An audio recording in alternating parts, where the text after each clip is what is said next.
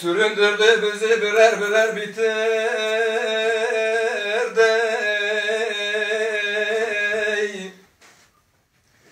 Aldı bizi de buralara getirdi.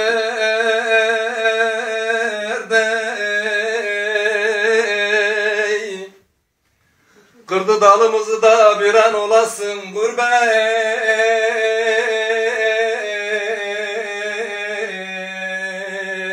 yıkılasın gurbet,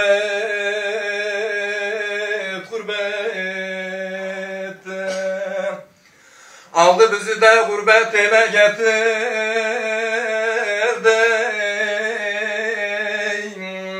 Kırdı dalımızı da bir an olasın gurbet,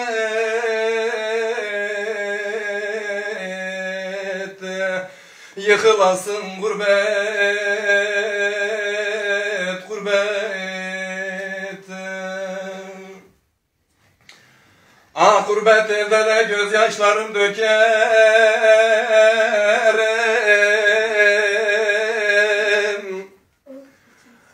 Ah garip anamdan hasretini çekerim.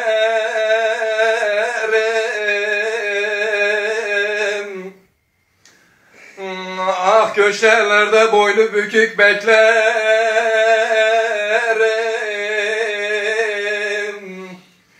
Baybuşlara da mesken olasın gurbet,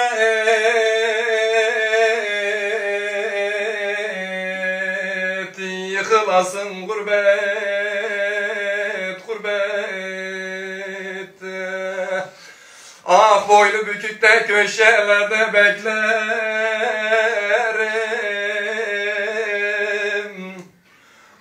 Baybuşlara da mesken olasın gurbet,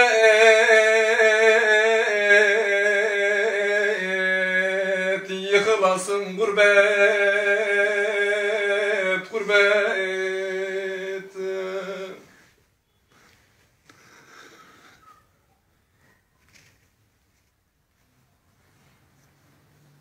İşte böyle Ahmet abi.